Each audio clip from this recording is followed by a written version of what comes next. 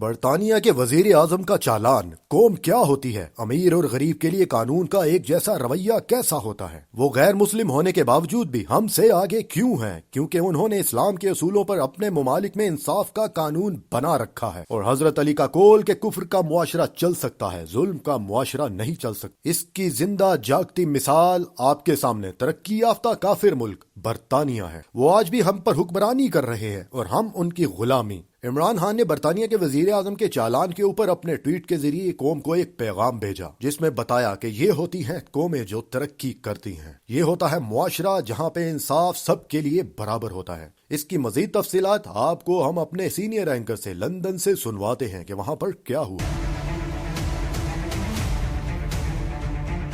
अस्सलाम वालेकुम नाज़रीन, welcome to my programme hit list by Amjad Chaudhary. आज हमारी हिट लिस्ट पे हैं बरतानिया के प्राइम मिनिस्टर ऋषि सुनक। आप हैरान होंगे कि हमने उनको हिट लिस्ट पे क्यों लिया है। इसलिए कि उन्होंने अपनी कौम यानी कि बरतानिया के लोगों के लिए $2 बिलियन की अरेंजमेंट्स किए हैं, $2 बिलियन की जॉब्स अरेंजमेंट्स किए हैं, फंड्स इकट्ठे किए हैं। लेकिन हम उनको हिट लिस्ट पे ले रहे हैं, आगे चल के बताएंगे। लेकिन $2 बिलियन कितना होता है ये मैं आपको पाकिस्तानी रुपीस में नहीं बता सकता। अलबत्ता ये बता सकता हूं कि हमारे प्राइम मिनिस्टर और उनकी पूरी कैबिनेट और गवर्नमेंट जो है वो एड़ियां रगड़ रही है $1 बिलियन के लिए कि हमें ये जो पैसे हैं ये मिल जाएं और हम अपना निजाम चला सकें। लेकिन वो नहीं मिल रहे। यहाँ पे 2 बिलियन पाउंड जो हैं वो यहाँ के प्राइम मिनिस्टर ने इकट्ठे किए हैं, लेकिन उनको 100 पाउंड का जुर्माना हो गया। अब आप कहेंगे कि ये क्या हुआ जनाबे वाला। वो ये खुशखबरी अपनी आवाम को सुना रहे थे। ये वीडियो आप साथ साथ देख रहे हैं। वो चलती गाड़ी में जा रहे हैं, खुद ड्राइव नहीं कर रहे हैं, कोई और ड्राइव कर रहा है। लेकिन वो लोगों को बता रहे हैं कि मैंने दिसंबर में वादा किया था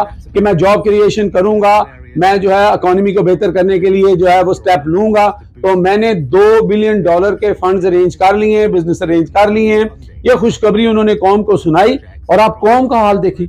ऐसी होती हैं कौमें, ऐसी होती हैं कौमें कि जो ये नहीं देख रही कि 2 बिलियन पाउंड जो है वो खजाने में आएंगे, हमारी बेहतरी होगी, घर में चूल्हा जलेगा, खाने पीने की चीजें आएंगी। लेकिन उन्होंने ऋषि सुनक को आड़े हाथों लिया जब उन्होंने देखा कि वो साइड की सीट पर, पैसेंजर सीट पर बैठे हुए हैं, लेकिन सीट बेल्ट नहीं पहन रखी। तो पूरे सोशल मीडिया के ऊपर इतनी लहदे हुई कि यहां का जो पुलिस डिपार्टमेंट है उनको उन्हें 100 पाउंड का जुर्माना करना पड़ा। ये होती हैं कौमें कि वो अपना 2 बिलियन नहीं देख रहे थे, वो देख रहे थे कि हमारी सेफ्टी, कि जो लोग कानून बनाते हैं, जो ऊपर बैठे हुए हैं, अगर वो कानून को हाथ में लेंगे तो नीचे इंप्लीमेंट कैसे होगा। आप वहां पे बैठ के शोर मचाई जो लाहौर लाहौर है। ओ भाई, लाहौर लाहौर है या नहीं है? लंदन लंदन है, बरतानिया बरतानिया है।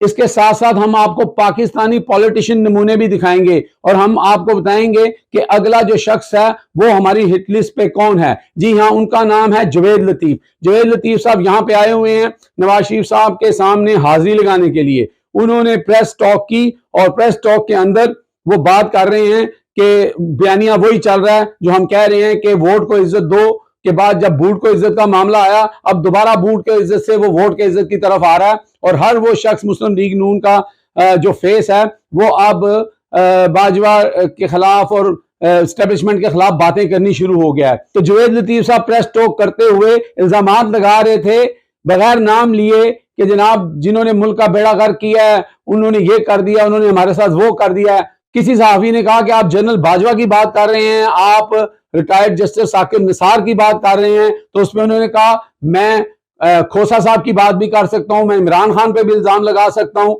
तो दूसरे सहाफी ने कहा कि जनाब आप इल्जाम लगाए जा रहे हैं, आप इनका एहतसाब क्यों नहीं करते? आपकी हुकूमत है तो क्या इनका एहतसाब जो है वो मोदी साहब आके करेंगे? जिसके ऊपर जवेद के पास कोई जवाब नहीं था। वो आए शाएं बाएं करने लगे कि जब तक नवाज शरीफ से वो किरदार माफी ना मांगे पब्लिकली, और मैं ये समझता हूँ कि वो किरदार जो है एहतसाब क्यों नहीं करते, कोर्ट में लेके जाएंगे भाई, मुझे ये बताएं ना उन किरदारों का नाम तो देखिए मेरी बात सुने।